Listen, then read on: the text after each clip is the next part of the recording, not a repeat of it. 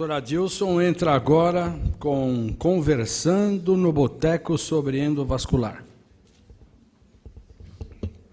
Bom, pessoal, vamos dar continuidade à nossa reunião.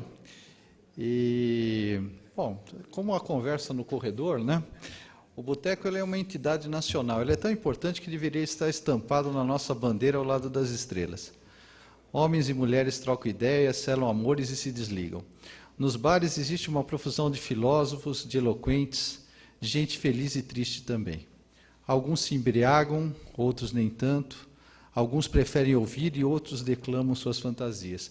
Mas as pessoas acabam se nivelando, guardam as máscaras e os avatares e procuram ser elas mesmas. Não importa mais o certo ou errado, vale a pena apostar na verdade até que a sobriedade os conduza ao lugar comum. Eu conversei já com os colegas que vão fazer parte dessa discussão sobre temas de cirurgia endovascular. O Dr. Alexandre Fioranelli, por favor, pode compor a mesa. Dr. Fioranelli, que eu conheci muito bem da Santa Casa de São Paulo. Dr. Felipe Nasser, nosso velho conhecido, Hospital Albert Einstein. Dr. Roberto Saciloto, do Hospital do Servidor Público Estadual.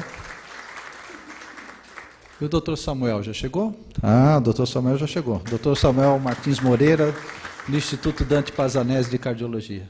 Obrigado, Samuel.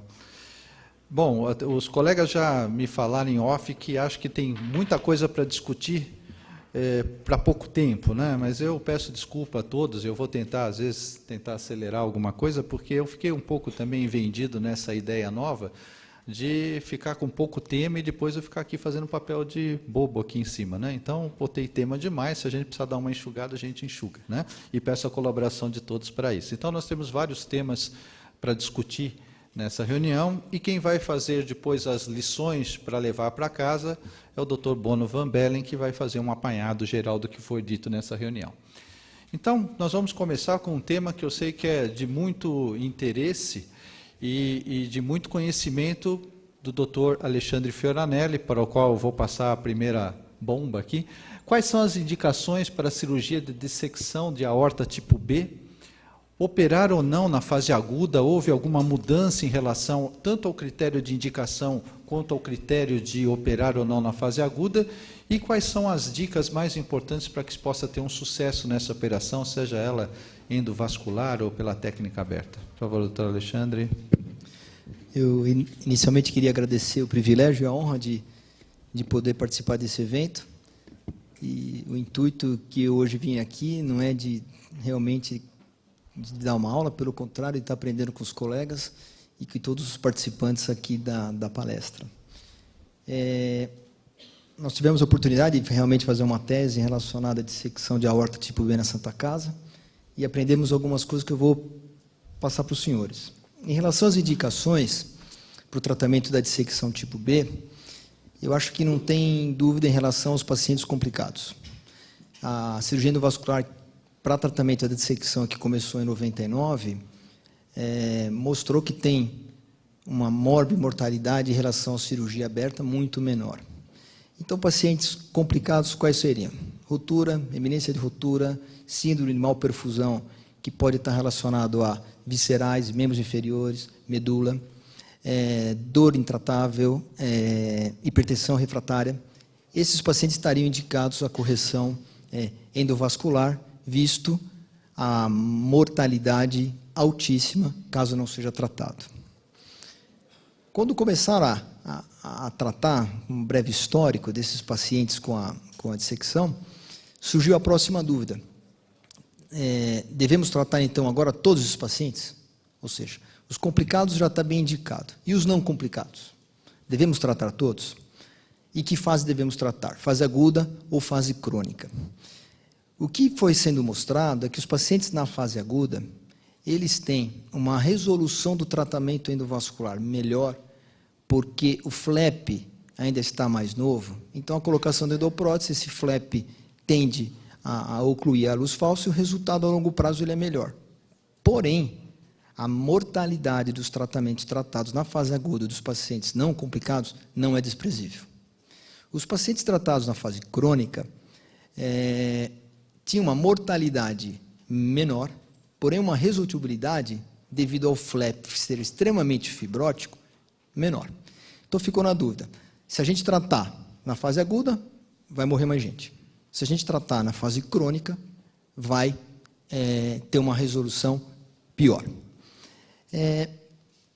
Em função disso, foi sendo criado um trial que chama INSTEAD, que teve uma primeira publicação em 2005, 2009 e 2013. Eu não quero vir aqui para dar dados, mas apenas para mostrar que o intuito desse trial foi tentar responder essa pergunta que eu já antecipo, que ninguém consegue hoje responder. Qual é aquele paciente não complicado que a gente pega na fase aguda hoje no pronto-socorro e que a gente deva tratá-lo, porque a gente vai saber que lá na frente ele vai complicar ou não. O que esse trial mostrou, quando ele comparou pacientes tratados numa fase subcrônica, o que seria? 15 dias até 1 ano.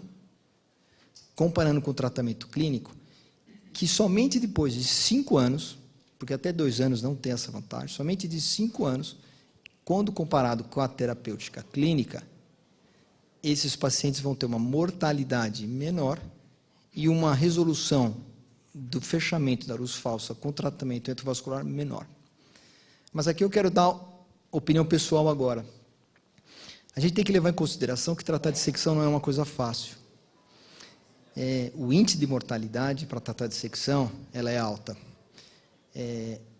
Parece simples subir com a endoprótese, liberar ela onde tem o flap proximal, solta a prótese e acabou. Não é. Essa aorta é uma aorta diferente, essa aorta disseca retrógrada, essa aorta, quando a gente fecha ali em cima, abre uma outra entrada aqui a nível visceral, essa entrada a nível visceral perfunde retrogramento dos falsos, esse paciente morre. E esses dados publicados, que, entre aspas, dá o direito a todos os cirurgiões vasculares de poder pegar um paciente não complicado e querer tratar, são de instituições que têm um volume de tratamento de dissecção extremamente elevados. Então, eu acredito que não seja aplicável para todos nós, e aqui incluo a gente, que tem um volume de tratamento de dissecção toda semana. Então, o resultado nosso é diferente de um centro que está nesse protocolo. Então, eu espero que eu tenha, apesar de ter me delongado, as dissecções hoje, resumindo, complicada tem que se tratar, não complicada tem que se levar em consideração a anatomia. Se o paciente tem uma anatomia muito boa, ou seja, tem um colo proximal bom, não tem reentrada a nível visceral, o serviço está acostumado a tratar dissecção, tem uma experiência e tem uma luz falsa, que é hoje em dia levado em consideração como um fator preditivo de que lá na frente ele vai complicar, maior que 40 milímetros, eu acho que tem uma indicação. Não existe hoje nenhum dado no mundo, ou talvez nenhuma pessoa que possa dizer que, olha, vale a pena tratar toda a dissecção não complicada nessa fase subaguda, ou seja, depois de 15 dias a 1 ano. Alguém da mesa gostaria de fazer alguma consideração complementar?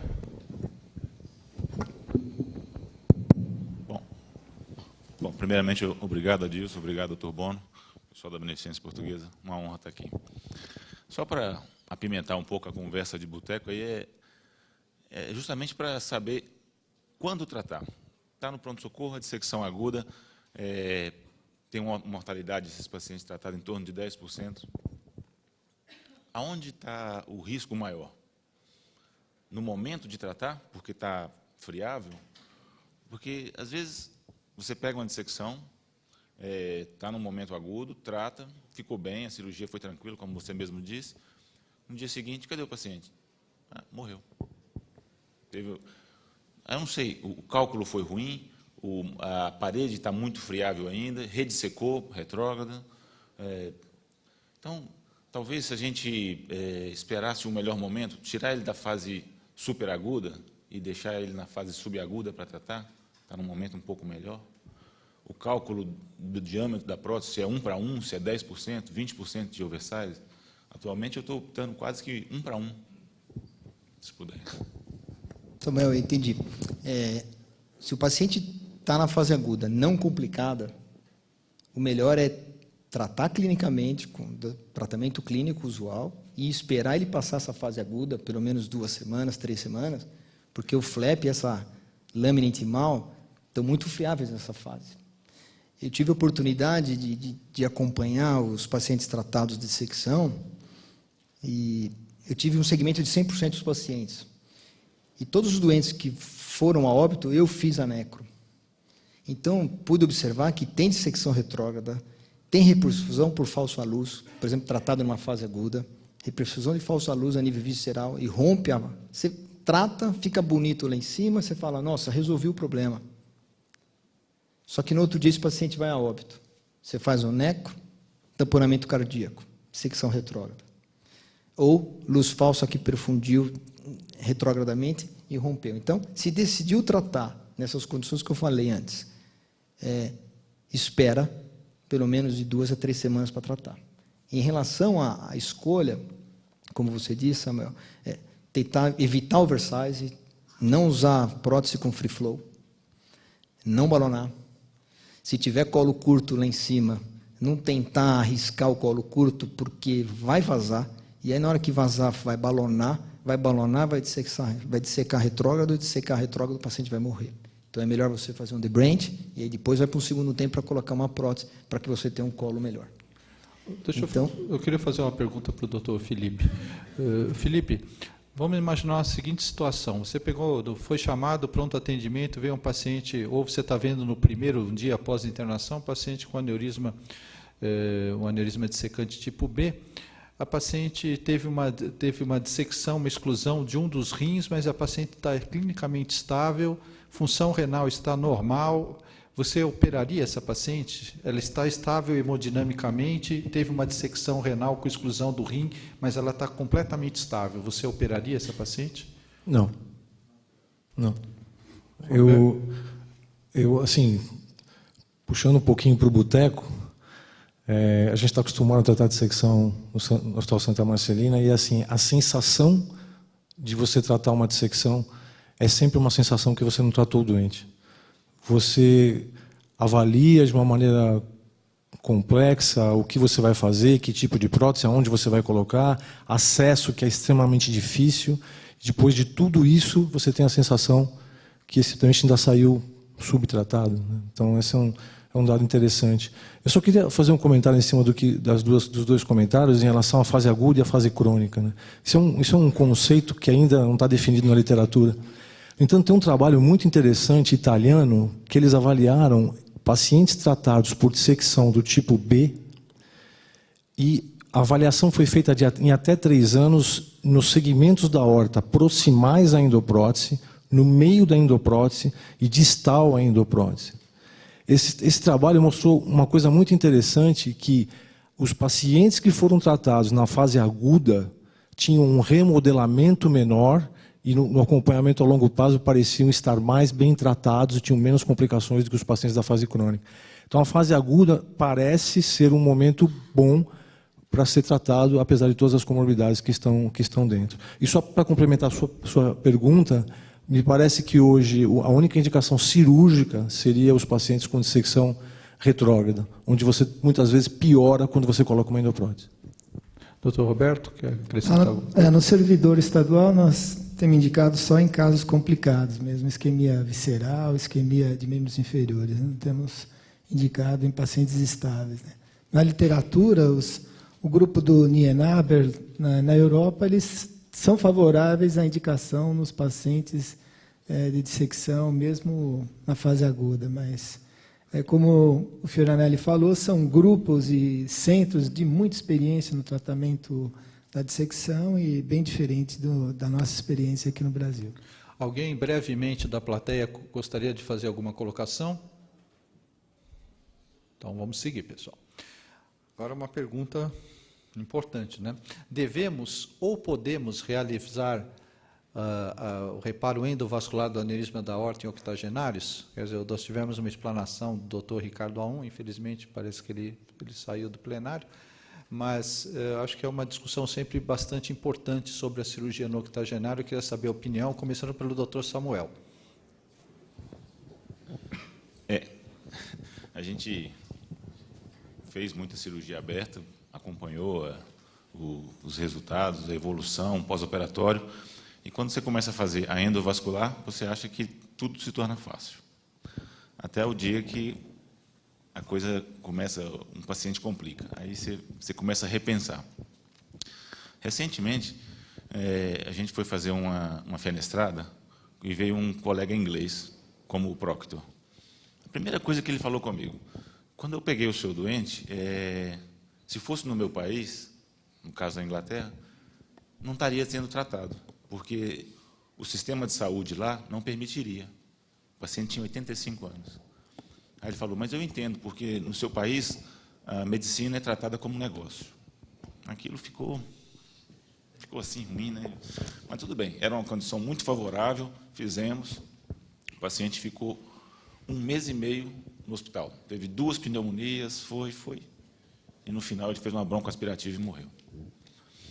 Então hoje eu estou pensando seriamente, um aneurisma que está tranquilo, apesar de estar com 5 centímetros de diâmetro, não está tendo sintoma, foi uma evolução muito lenta, gradativa, eu sou mais para não tratar esse paciente. Esse de 5 centímetros é moleza. E Sacilote, 8 centímetros. 82 anos, 8 centímetros. Eu acho que esse aspecto foi muito bem levantado pelo Samuel. A gente tem que ponderar os custos e benefícios para o paciente também. Logicamente, no paciente de 80 anos, que tem um aneurisma menor que 6 centímetros, eu acho que a indicação logicamente, a gente não faria, né? Mas o de 8 centímetros, o que você faz com um paciente de 80 anos com 8 centímetros? Nós temos um levantamento um pouco anterior no nosso serviço, de 2007 a 2012, em que nós tínhamos cerca de 20% de pacientes octogenários naquele levantamento. E realmente, nossa taxa de mortalidade era o dobro da taxa de mortalidade que nós estamos conseguindo agora nos EVAR. Então, a gente tem que pesar isso bem, mas nesses casos de 8 centímetros, a gente tem que fazer, desde que tenha uma condição anatômica. Os trabalhos da Eurostar mostram uma taxa eles avaliaram 600 octogenários contra 1.400 abaixo de 80 anos e tiveram, no levantamento europeu, 2% de mortalidade nos não octogenários e 5% na mortalidade dos octogenários. Eu acho que, desde que tenha as condições anatômicas, o doente não tem aquelas comorbidades extremamente comprometedoras, eu acredito que nós devemos indicar. Felipe? Eu acho que ele tem que ser operado. Um paciente acima de 80 anos, com uma boa condição clínica, um paciente que tem uma anatomia muito bem favorável para o tratamento endovascular, onde você vai tratar esse doente num tempo razoável, com um bom aporte anestésico, com uma boa UTI pós-operatória. Eu acho que esse paciente tem que ser operado. Acho muito complicado eu falar para um paciente de 80 anos que ele não deve ser operado porque ele tem chances ruins se ele tem uma chance boa numa avaliação pré-operatória adequada, e você dizer para ele que ele está limitado com a vida e a qualquer momento ele pode romper. Então, acho que as indicações clássicas do aneurisma num paciente acima de 80 anos, elas existem nos pacientes de boa condição e nos pacientes com anatomia favorável. Acho que esse é o principal ponto. Alexandre? Eu também concordo com o Felipe. Eu acho que estamos falando de infrarrenal. Levando em consideração o risco cirúrgico e a expectativa de vida, se ele tiver isso aceitáveis, eu acho que esse paciente tem que ser operado. Tem sim, porque se estiver acima de 6, 7 centímetros, em 3 anos, ruptura é quase 50%, 60%. Mas acho que não é um caso para a gente inventar demais, né? Quer dizer, ele tem que ter realmente uma condição clínica boa e uma anatomia que seja favorável, a não ser quando a gente parte para alguma solução dessas mais complexa, que é bem discutível, né? Alguém da plateia gostaria de dar uma opinião? Dr. Guedes? Eu concordo plenamente com os 4, não tem dúvida nenhuma, mas eu tenho 3 casos no consultório que não quiseram ser operados. Pacientes, um octogenário, um com 65 anos e um com 70 anos. Tá? E são meus pacientes até hoje, há 8 anos que eu sigo os 3, e nenhum dos 3 rompeu. Tá. Eu não vou te dizer o diâmetro certo, mas todos tinham indicação cirúrgica, e um deles, o de 70 anos, que era o intermediário, tinha 7 centímetros, 77. Então eu me lembrei desses. Tá? Nenhum dos 3. Nós temos um caso na Santa Casa, não sei, o Cândido que seguia, né? Que era um manobrista da Santa Casa, que tinha 68 anos e tinha um aneurisma de 8 centímetros. Tá? E ele não quis ser operado. Nós seguimos esse homem por 10 anos. Ele morreu de outra causa sem o aneurisma. E eu, particularmente, se eu tiver 80 anos e tiver um aneurisma dessa maneira, eu quero fazer o que o Jorginho Guinle fez. Foi para o Copacabana Palace, que era o dono, pediu um camarão a Newburgh e morreu comendo o camarão, numa boa. Tá? Paulo, por favor, Paulo, venha no microfone. Um pouco de exagero, né? Eu acho. Não, a gente tem que se basear também nos dados de literatura. Um doente que tem 88 centímetros de um aneurisma com 68 anos, ele está completamente fora, né? Ou com a atual técnica endovascular, se ele tiver uma condição de fazer, ele está praticamente bem tratado, né? Saciloto, eu comecei concordando com vocês. Eu sou dessa opinião e eu levo isso para o meu paciente. Agora, eu tive 3 que não quiseram ser operados. Eu segui esses pacientes por todo esse tempo e não romperam. Tá? Foi jocosamente que eu falei o Jorginho Guinle, porque é um caso que aconteceu. E ele seguiu com o Arno, não quis ser operado. Ele sabia que aquilo ia romper e rompeu, comendo um camarão a Newburgh. É uma coisa interessante. Filosoficamente, é um negócio legal. Adilson, só para complementar, Paulo, só uma coisinha. Existem 2 coisas interessantes. Vamos falar um pouquinho da parte científica que o Nelson Saciloto disse. O primeiro trabalho que avaliou esses tipos de pacientes foi o IVAR 2. Então, o IVAR 2 pegou pacientes que não tinham condição cirúrgica e dividiu em 2 grupos, tratamento clínico e tratamento endovascular. Não mostrou que a mortalidade foi menor, no entanto, uma série de outras coisas, custo mais alto, mas mostrou um resultado favorável com o tratamento desses pacientes. E o importante é que todos eles não tinham, a maioria não tinha anatomia favorável para endovascular. Então, as complicações estavam ligadas também a uma anatomia desfavorável. E existem trabalhos na literatura com avaliação de mais de 1.100 trabalhos. Existe um trabalho interessante, se alguém quiser referência, posso passar. Eu fiz recente essa revisão. Ele avaliou 1.100 trabalhos que compararam pacientes acima de 80 anos que foram tratados por cirurgia e por tratamento endovascular. Eram trabalhos retrospectivos. Eles selecionaram os principais e chegaram à conclusão que os pacientes tinham uma mortalidade muito inferior ao tratamento cirúrgico. No entanto, no acompanhamento, eles acabavam morrendo de outras causas que não eram do aneurisma. Então, não adianta você tratar um paciente com 80 anos que ele não seja cuidado de outros problemas que ele possa ter na evolução, porque senão ele vai morrer de outras causas e não do aneurisma. Paulo, por favor. Eu estou curioso de saber o que o seu amigo inglês faria com um aneurisma que está em expansão ou em ruptura, com esse sujeito de 85 anos. Não faz nada? Então, na verdade, lá existe uma comissão que julga se autoriza ou não.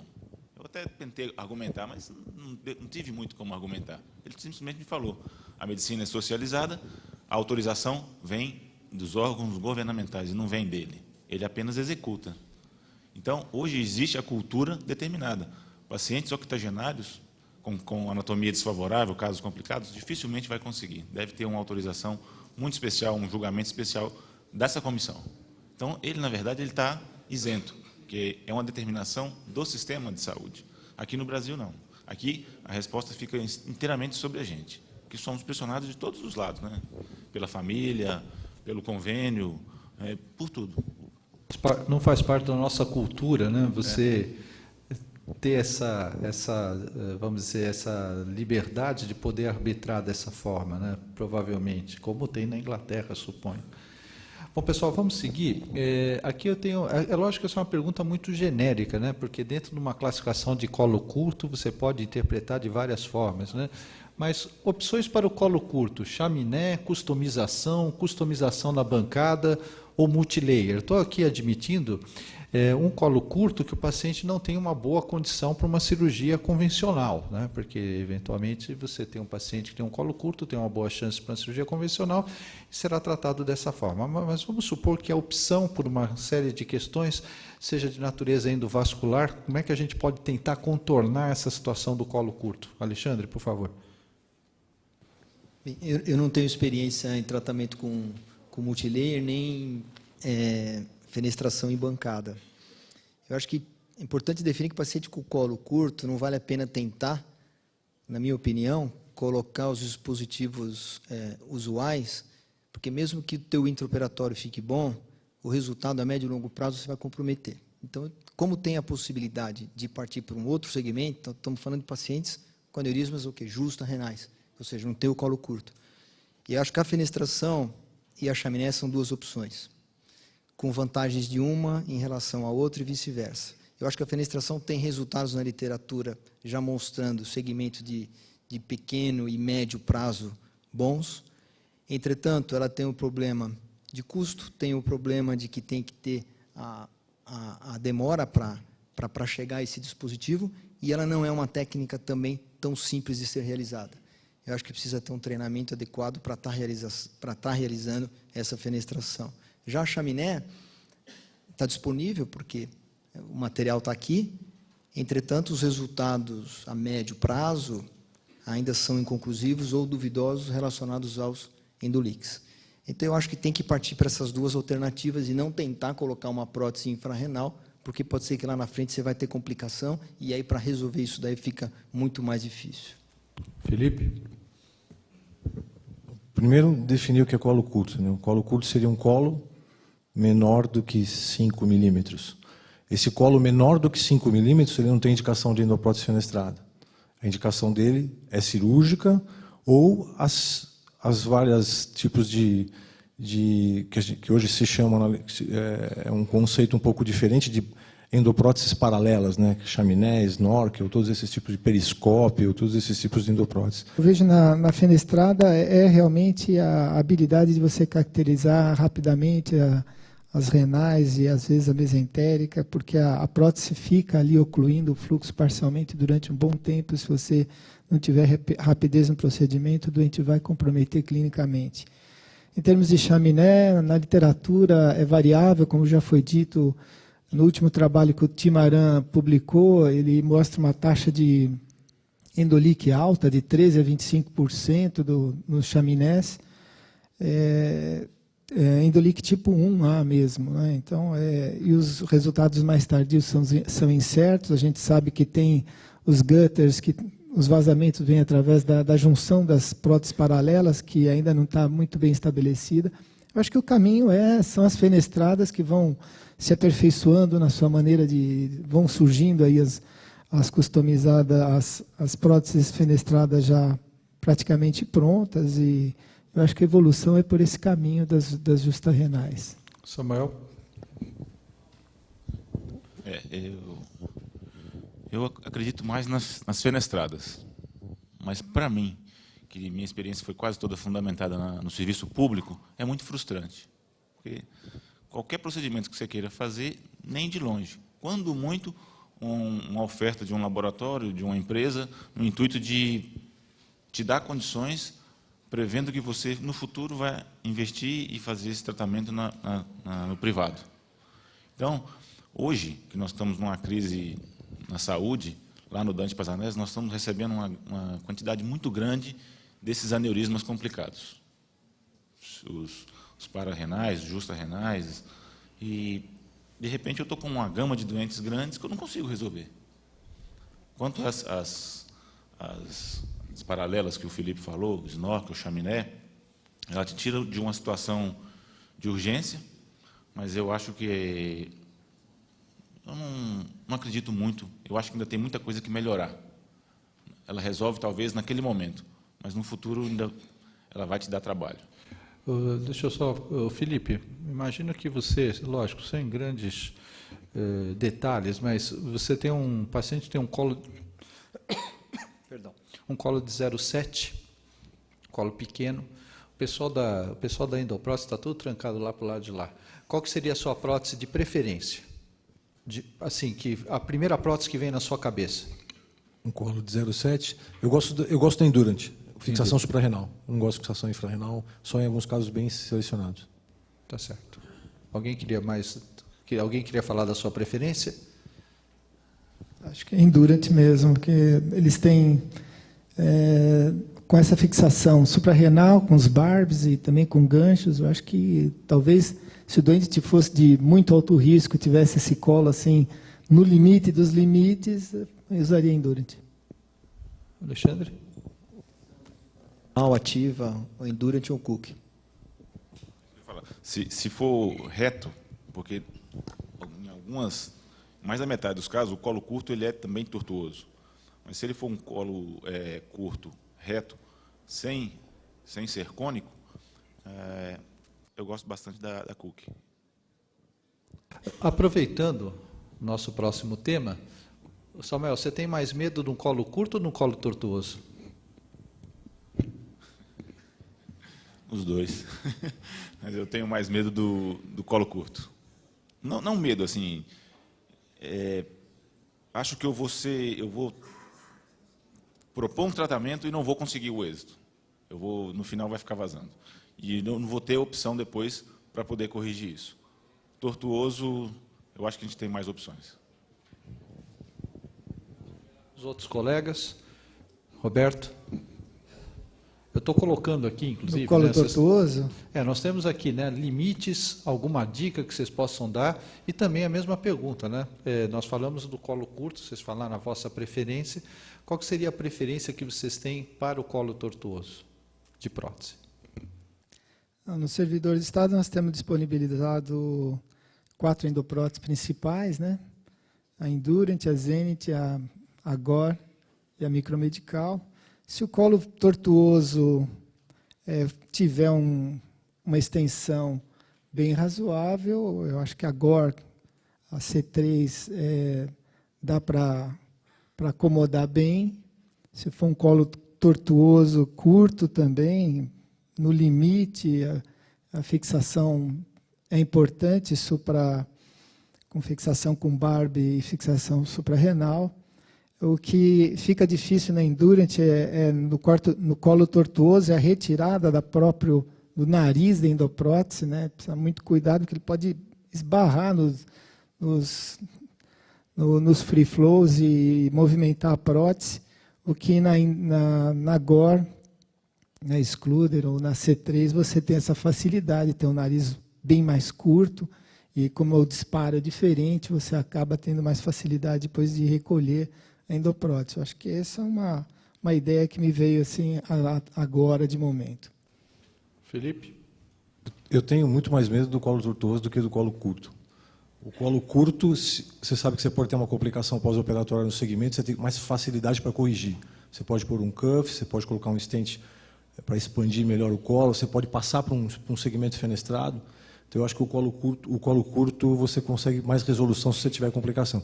O colo tortuoso, não. O colo tortuoso é difícil para qualquer resolução. Se desabar, vai ser difícil para colocar a segunda prótese. Se ficar vazando, vai ser difícil corrigir, porque se você colocar um stent, balão expansível ou um cuff, você pode ter complicações no colo. Então, eu tenho muito medo da tortuosidade. As próteses que existem no mercado, eu já usei a Orfix, uma prótese com anéis separados, mais flexibilidade, vai bem, mas eu acho ela difícil de liberar. Hoje nós temos a C3, que facilita muito o colo tortuoso, porque ela pode ser liberada e pode ser reposicionada. Então, são próteses que eu acho que talvez fossem melhores. E a Anaconda também, que parece hoje uma prótese boa também para os colos tortuosos. Deixa eu aproveitar, até pelo gancho da sua resposta. Um stent proximal, tipo um Excel, pode ajudar numa situação dessa, na sua experiência? Não, quando eu falo stent proximal, eu digo no palmas. Força radial para dilatar o colo, para melhorar a fixação. Existe uma tendência, às vezes, uma coisa interessante que eu já vi, é você colocar um stent autoexpansível no colo de maior diâmetro para poder criar um colo para colocar uma endoprótese depois. Mas os resultados não são bons, né? Já parou de ser falado porque provavelmente está tendo muita complicação, mas eu não tenho experiência com isso que você disse. Alexandre?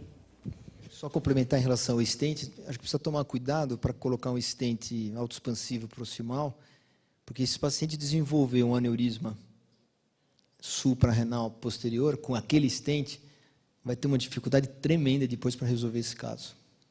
Então, precisa ser muito seletivo no paciente para que você possa usar isso daí para poder definir isso daí. Alguém da plateia gostaria de dar uma opinião sobre colo curto ou colo tortuoso? Alguma preferência? Acho que todo mundo quer evitar, né, que tenha esse tipo de complicação, porque realmente é bem, aliás, esse tipo de situação que é bem... Um lembretezinho, nós estamos avaliando o comprimento, né? A gente esquece de pensar na qualidade do colo, né? Que eu acho que é muito importante quando você vai pensar, não é só o comprimento, né? Cálcio, trombo, são coisas que podem complicar o seu implante mesmo num colo saudável, né? Um colo de um bom comprimento. De contracoagulação. Certo. Bom, em relação ao aneurisma da ilíaca comum e da ilíaca interna, né, nós temos visto, pelo menos no nosso serviço, né, a gente tem visto um número cada vez mais, um número crescente de casos de identificação de aneurisma de artéria ilíaca interna, às vezes o aneurisma de 4 centímetros, de 6 centímetros, de 7 centímetros, e a gente não conhece muito bem a história natural da evolução desses aneurismas, né? Então, eu queria pedir a opinião para vocês, qual que é o limite que vocês têm indicado para tratamento de aneurisma da artéria ilíaca comum e qual a conduta que vocês têm diante do diagnóstico do aneurisma de ilíaca interna?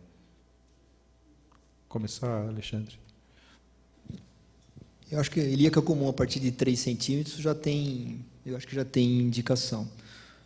Em relação à terapêutica endovascular, a opção vai depender de, acho que, inúmeras variáveis. Se tem colo proximal e se tem um colo distal, fica mais simples resolver.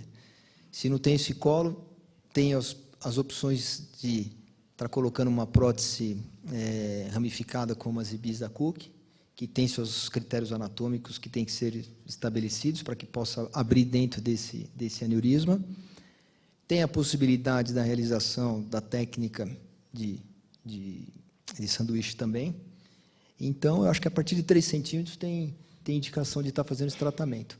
E se não tem aneurisma de aorta envolvido, eu acho que uma boa possibilidade, tendo colo distal e não envolvendo artéria ilíaca, é a FX, que é moromodular, que se adapta nas duas ilíacas, e você não precisa estar com o dispositivo para tratar ou colocando uma endoprótese bifurcada lá de cima numa aorta que seja fina. Então, com esse corpo monomodular, acho que facilita bastante.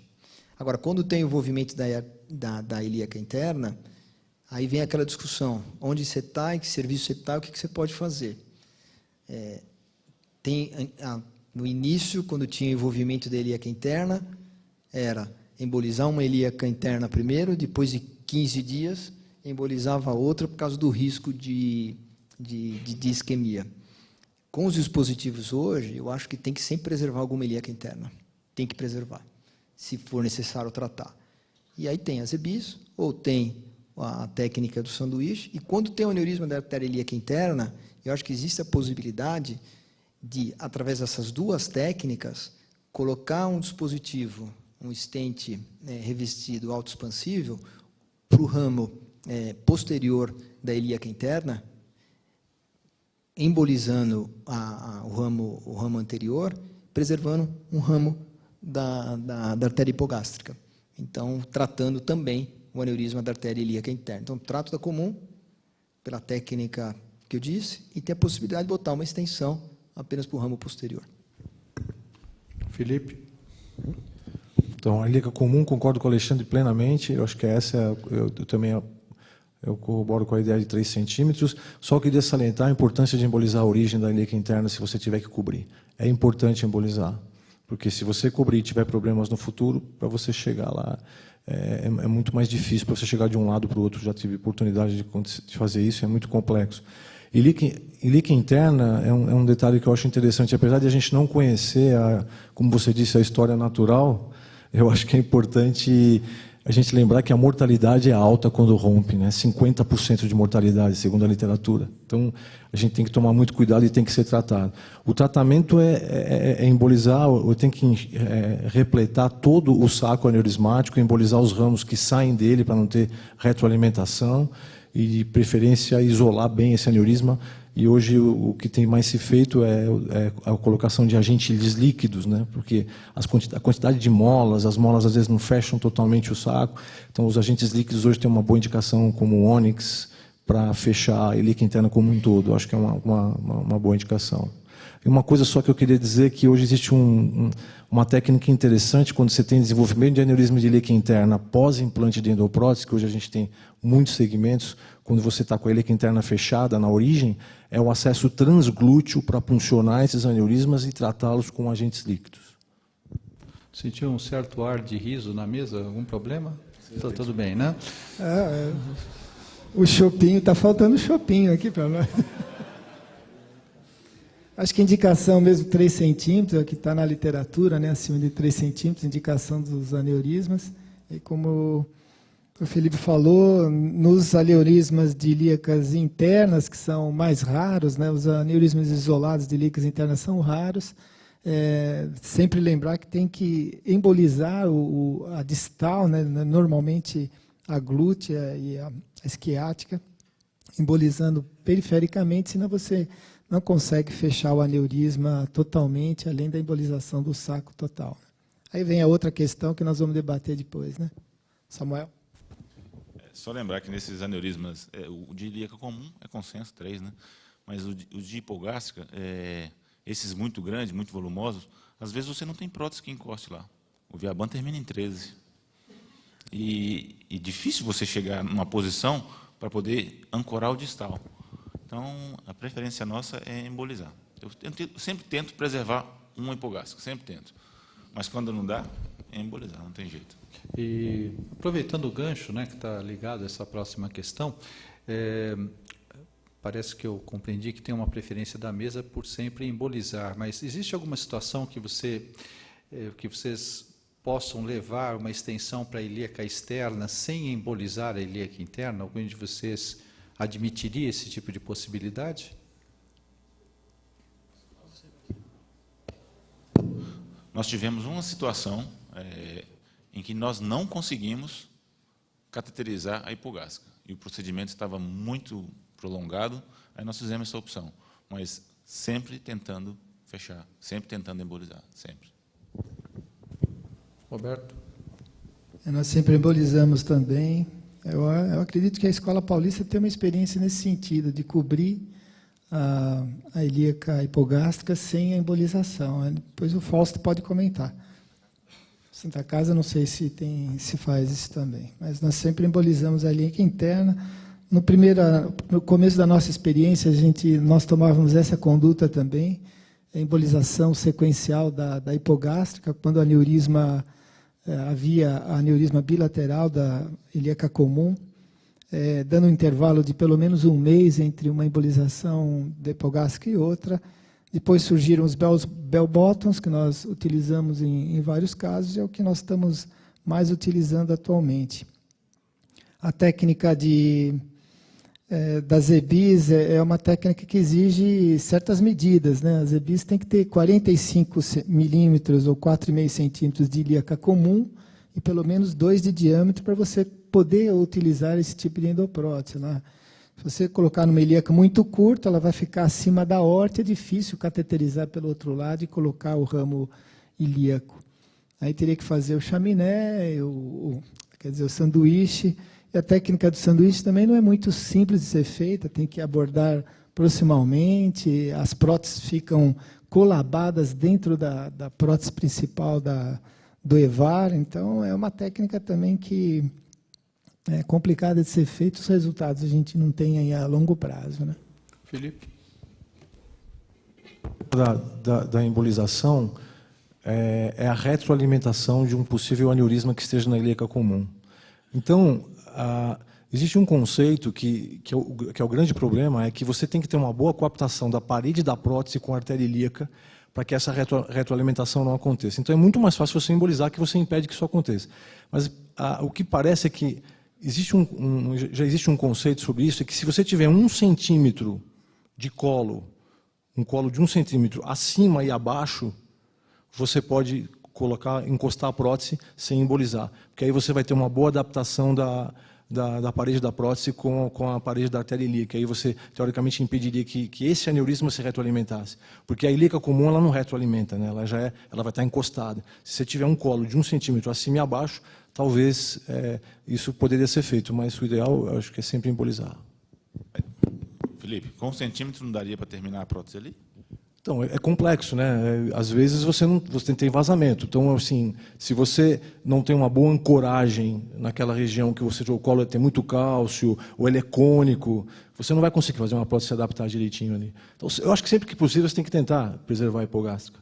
Mas eu estou dizendo isso porque eu conversei com algumas pessoas sobre isso, e o que a gente ouve hoje, por exemplo, congressos que eu costumo ir sempre, tem sempre um tema sobre a embolização da hipogástrica, mostrando que isso ainda é importante, e isso é importante porque você pode ter complicações após a embolização. Então, esse conceito foi me passado, que se 1 centímetro existir, você teoricamente pode cobrir para evitar procedimentos futuros. Você falou de tudo certinho, teoricamente eu consigo terminar a minha prótese ali, tem que estar um colo 1 centímetro bom acima, 1 centímetro bom abaixo. Mas você pode não ter uma prótese boa, você pode ter uma artéria dilatada, você pode ter cálcio, você pode ter esse 1 centímetro... Esse é um conceito que eu estou te passando, que eu não sigo, porque eu não acho que... Nunca encontrei esse paciente com 1 centímetro acima e abaixo. Mas é um conceito que foi me passado, que se você conseguir coaptar direitinho nesse colo, você pode tratar, mas você cobriria a hipogástrica, evitando um comprometimento futuro, porque aquela região não é uma região saudável, é uma região que tem cálcio, ou trombo, alguma coisa. Entendi. Só para complementar, tem um dispositivo que é a Nelix, que é da Endologics, que já foi liberada na Europa, que ela tem uma endobag externo do stent revestido. E ela pode até 35 milímetros na ilíaca interna, na ilíaca comum.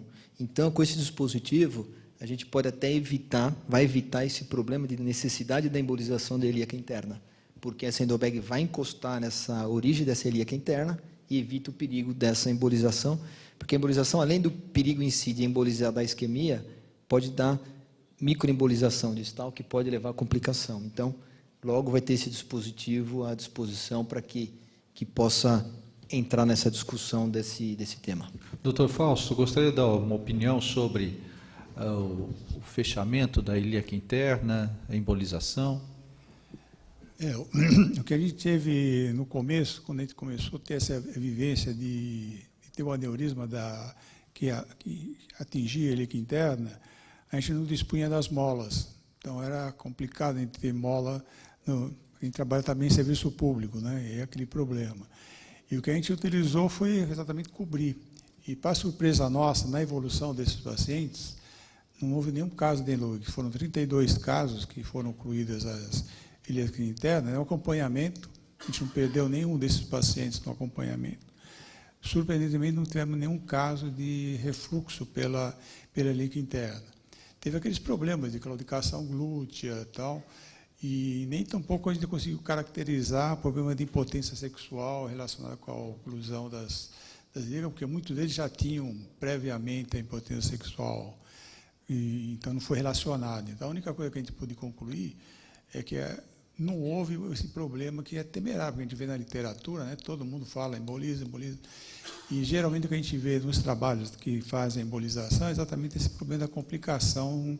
Quando você escapa a mola distalmente, ele pode até dar necrose glútea, que é uma complicação bastante séria. Mas a gente não teve nenhuma nem outra, não tinha mola, e outra que a gente fechou e acompanhou e não aconteceu coisa nenhuma. Tinha muita ilíaca que já tinha uma estenose crítica, que praticamente já está quase se auto-ocluindo, né? E o que a gente observou é que elas ocluíram posterior, que não houve nenhum refluxo pelas colaterais, mas teve colo largo, como foi levantado aqui, né? Que realmente a gente acha que não coaptou o ramo da prótese no ósseo da ilíaca, mas depois com a trombose do próprio saco aneurismático e do próprio ilíaca interna, a gente não observou o refluxo. Então, não dá para dizer se 100% vai ter refluxo pelo ósseo aberto da ilíaca interna.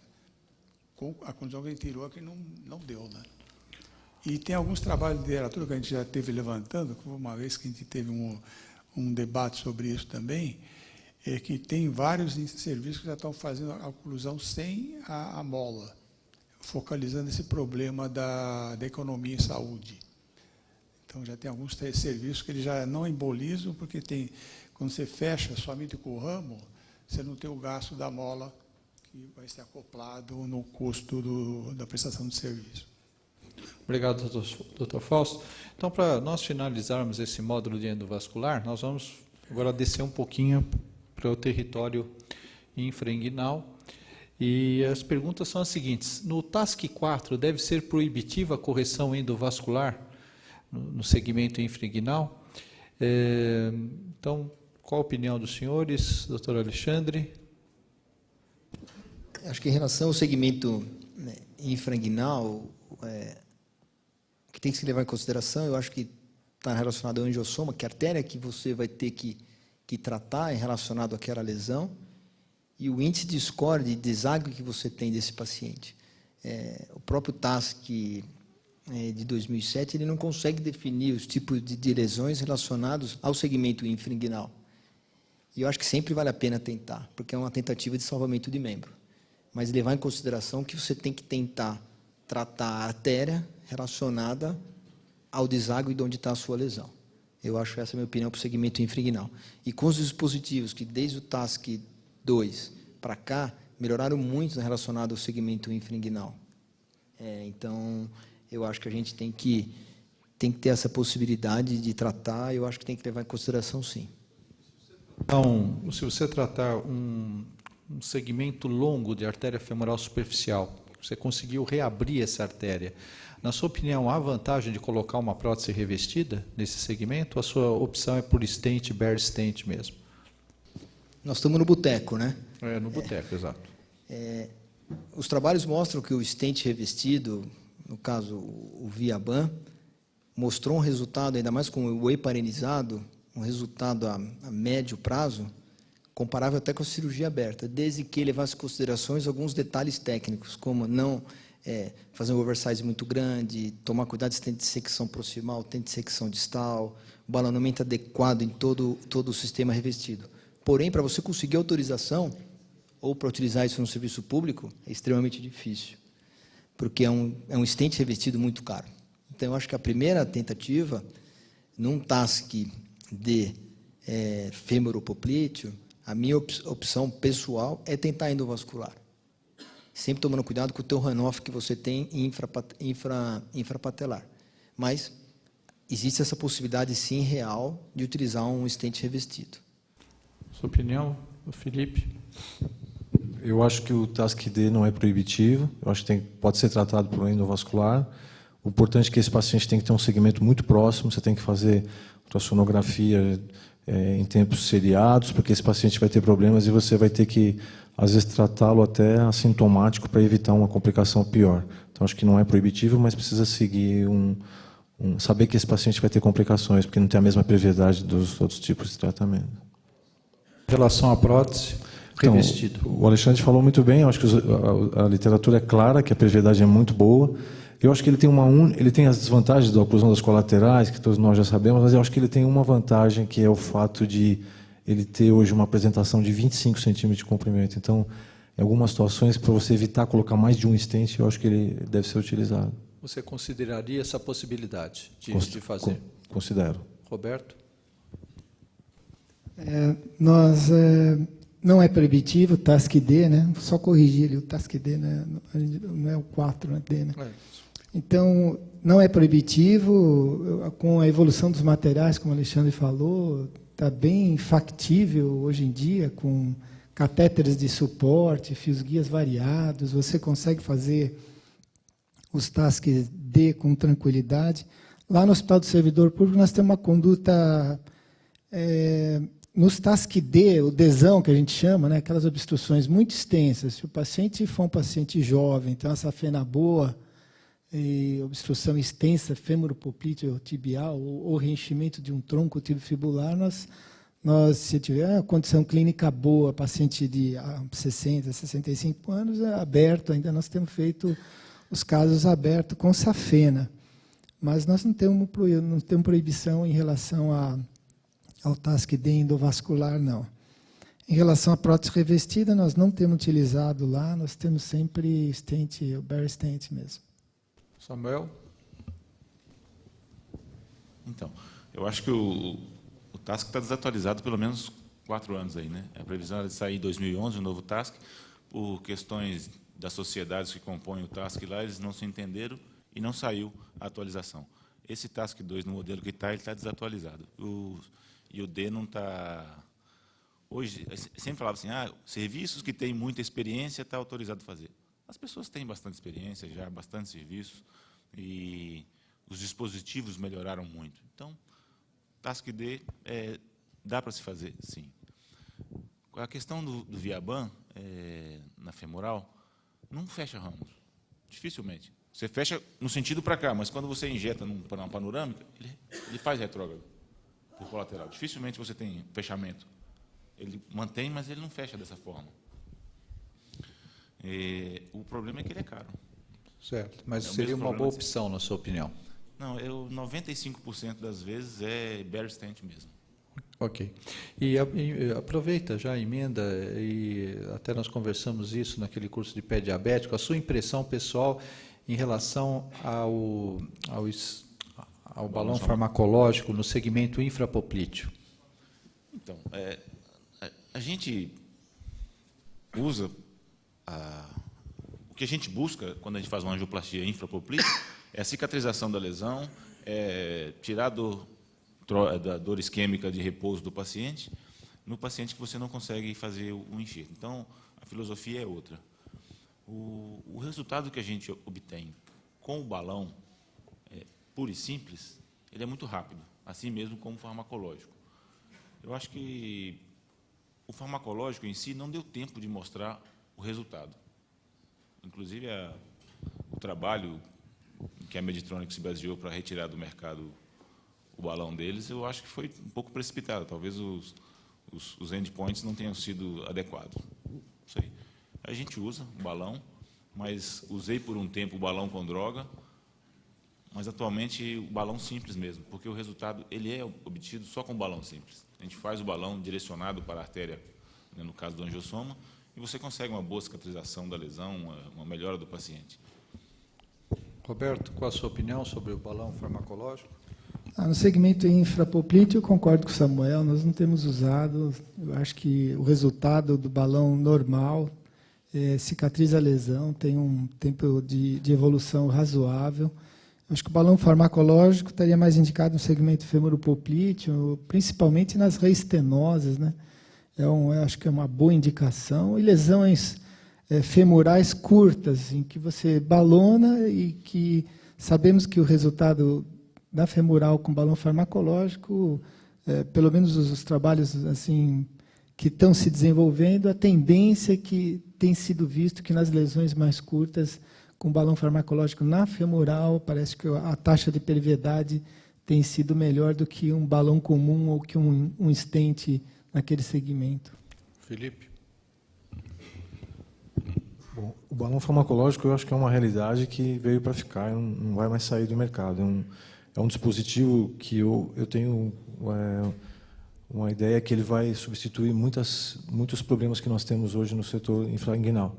O setor infrapatelar, a única vantagem que ele mostrou foi acelerar a cicatrização de ferida num tempo mais curto e diminuir as taxas de reintervenção, que eram problemas que aconteciam com os balões convencionais. Então, isso, teoricamente, reduziria custos. Isso foi publicado por um grupo extremamente experiente, que é o grupo da Alemanha, e eu acho que foram as únicas vantagens. O fato da Medtronic ter tirado o balão infrapatelar do mercado não foi... O trial que eles fizeram apresentou algumas complicações em relação à amputação e perda de membro com balão farmacológico. Só que eles demoraram para revelar, mas contaram que aquele balão que era utilizado no setor infrapatelar era um balão de uma geração antiga e tinha uma tecnologia diferente no implante da droga no balão. Então, os problemas provavelmente foram relacionados à não ação da droga, nos casos que foram tratados, e, ao mesmo tempo, ao fato de que, quando você usa balão farmacológico, você tem que pré-dilatar. Então, imagina uma artéria pequena, infrapatelar, você tem que dilatar 2 vezes para tratar a lesão. Então, as complicações podem ter sido relacionadas a isso. O setor femoral superficial, hoje, o tratamento da utilização de um aterótomo, ou seja, esses sistemas que tiram essas placas e melhoram a complacência vascular, associado ao balão farmacológico, os resultados estão começando a aparecer semelhantes ao implante de stent. E aí você evita uma artéria que não responde bem ao stent, ou evita o implante de um stent. Então, a artéria femoral também é um local onde o balão farmacológico vai ter seu espaço de uma maneira bem incidente. Eu só complementando o Felipe, eu acho que o balão farmacológico para femoral ele vai muito bem para lesão primária. Para reestenose, hiperplasia, acho que ele não vai bem. Aí talvez, porque você dilata e a hiperplasia está ali. Ela tem uma composição diferente da placa. E você fratura a placa e ele mantém aberto. A hiperplasia, você dilata e o elástico recoil dele é muito maior do que uma placa. Então, estou falando lesão primária. O balão vai muito bem na lesão primária, mas para reestenose, não. Quer acrescentar alguma coisa, Alexandre? Concordo com os colegas. E eu acho que também no segmento infrapoplíteo, eu acho que tem um traio que chama, acho que Aquiles, que eu acho que vai tentar mostrar para a gente, não só agora o balão farmacológico, como o stent farmacológico, porque são artérias de pequeno calibre, semelhantes à coronária, e tentar mostrar o resultado, se isso aí vai ser melhor ou não também. Mas eu concordo com o que todos falaram aqui. Alguém da plateia gostaria de dar alguma opinião sobre esse assunto? Parece que ainda é um tema controverso, né, os benefícios do balão farmacológico, pelo menos é o que eu acredito. Bom, não havendo nenhuma outra colocação por parte da plateia, eu agradeço muito a presença dos senhores pela excelente discussão e vou convidar o Dr. Bono para fazer uma revisão daquilo que nós discutimos aqui. Obrigado.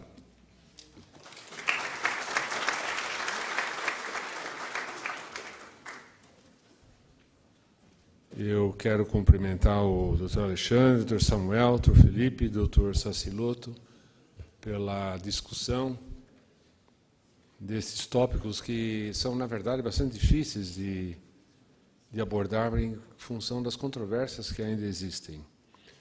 No que diz respeito à indicação cirúrgica para a dissecção da aorta tipo B, é consenso que os casos nos quais devemos intervir são os casos que estão efetivamente complicados. Lembrar que a dissecção aguda da aorta, dissecção tipo B, é considerada aguda até as 2 primeiras semanas. E dos pacientes que morrem, 75% morrem exatamente nessa fase da patologia. De maneira que é uma patologia extremamente grave e onde a gente nem sempre consegue intervir da maneira correta. Nos casos crônicos, o consenso também, e isso também confere com a literatura, é tratar somente os casos cuja aorta degenera no correr do tempo, quando há uma dilatação dessa aorta, de modo que esses pacientes precisam de um acompanhamento permanente para detectarmos esse tipo de complicação. Quanto aos octogenários, lembrar que eu estou quase chegando aí, que nem todo octogenário é um doente frágil. É isso que a gente tem que lembrar. Apesar da orientação no Reino Unido de não operar esses pacientes, isso começou com os aneurismas rotos que não eram operados, e agora parece que também isso passou para os casos não rotos, mas existem casos que podem ser operados, onde se pode intervir. O EVAR 2 não era somente octogenário, pacientes do EVAR 2. Eram pacientes nos quais a indicação que não poderiam ser randomizados, do ponto de vista clínico, inclusive, para a cirurgia aberta. Então, esses doentes não podiam ser randomizados para o EVAR 1. Então, eles foram excluídos do EVAR 1. Eram doentes, então, que tinham um risco alto para a cirurgia aberta, mas não obrigatoriamente só octogenários. É uma população um pouco diferente. E existem doentes octogenários que, do ponto de vista de avaliação clínica, vão muito bem. Mas é claro que são pacientes, em geral, que evoluem não tão bem quanto doentes mais jovens.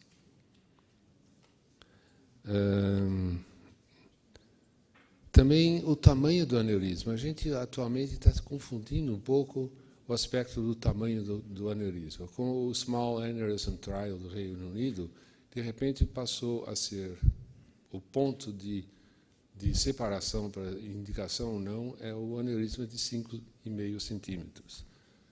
Mas, na verdade, a gente sabe que o aneurisma de 6 centímetros era o que deixava a gente nervoso antes desse trial. E o aneurisma de 8 centímetros ele tem probabilidade de ruptura de 15% a 20% por ano. De maneira que nós temos que avaliar adequadamente qual é a perspectiva de sobrevida daquele paciente, qual é o risco da equipe que vai operar, que vai intervir, risco de ele matar doente, porque a gente tem esse risco também, e até que forma, então, ele pode se beneficiar com uma intervenção. Então, são dados que a gente deve levar em consideração em conjunto. Um trabalho curioso do Neravam, que foi publicado agora em 2013, ele avaliou 154 pacientes que não foram operados por causa de problema de idade ou condição clínica. Acompanhou por 15 meses esses doentes, 12 desses pacientes romperam a aneurisma, quer dizer, um pouco menos do que 10%. 5 desses rotos foram operados e sobreviveram. De maneira que é difícil fazer essa avaliação de quando é que temos que operar ou não um paciente em função da idade e do estado clínico. Qual é a melhor opção para colo curto, chaminé, etc., etc.? A gente... Faltam alguns dados de acompanhamento a longo prazo. Na chaminé, que é uma técnica bastante utilizada e razoavelmente fácil de utilizar, mas a gente tem pelo menos 20% de endolique tipo 1 nesses pacientes. Então, esse é um trabalho de um grupo chinês, o Xiao, que saiu agora em 2015 no European Journal. Quanto a cirurgia, a opção entre fazer a fenestrada, ou eu não quero fazer a fenestrada porque esse caso vai evoluir mal, provavelmente eu vou fazer a cirurgia aberta, também a mortalidade entre esses dois grupos, numa revisão feita em 2.326 pacientes, foi publicado agora também no mês passado, a mortalidade é a mesma. É claro que isso depende da habilidade cirúrgica da equipe para uma ou para outra técnica. Mas, então, a fenestrada e a aberta são opções que têm que ser consideradas nesse tipo de paciente, onde a gente tem que fazer essa opção. O multilayer ainda precisa demonstrar para que veio. E isso é um assunto que a gente tem que dar um pouco de tempo ao tempo para saber se aquilo efetivamente funciona adequadamente. Lembrar que sempre foi conceito de que simplesmente a presença do trombo dentro da aneurisma não impede o crescimento da aneurisma. Parece que há uma pequena interferência, mas é muito pequena, não impede a ruptura da aneurisma. O que o multilayer faz, efetivamente, é trombosar entre a prótese e a parede, formar um trombo, pelo menos essa é a intenção. Isso não quer dizer, obrigatoriamente, que o aneurisma não cresça. Então, é o tempo, realmente, vai ter que demonstrar isso. Para os casos de colo curto, então, lembrar também é um dispositivo que deve ser lançado em breve, que é o Elifix, que é uma sutura endovascular da porção proximal do corpo da aorta no colo curto. Então, esse é um aspecto que a gente tem considerado e queria alguma experiência também. O colo tortuoso, ele é menos, na literatura, pelo menos, ao contrário do que... Eu não lembro agora qual dos colegas disse, mas é menos vilão na literatura do que o colo curto. E, curiosamente, nos últimos 2, 3 anos, surgiram várias publicações de evolução de determinadas endopróteses em colo curto. E os melhores resultados parece que foram o Endurant, o Orfix e o Endologix. E o ruim é o Anaconda, ao contrário do que o Dr. Felipe falou, de modo que vejo que há controvérsias, há dificuldade de avaliar isso adequadamente. A Anaconda teve 30% de problemas em situações de colo tortuoso.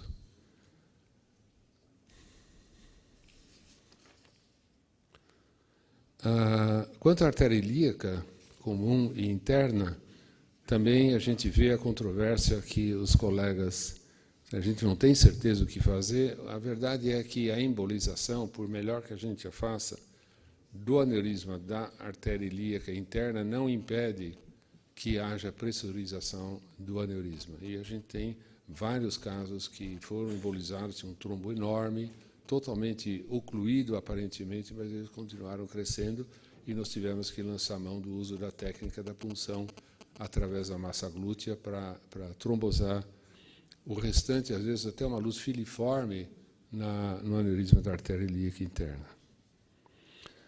Quanto à cobertura somente do ósteo, precisamos também aguardar mais dados. A gente não sabe muito bem o que acontece. Se há um aneurisma ali, muito provavelmente ele vai continuar pressurizado e a gente depois vai ter que tomar providências de punção transglútea ou cateterização de uma artéria que forme a rede colateral entre a ilíaca interna e a femoral interna.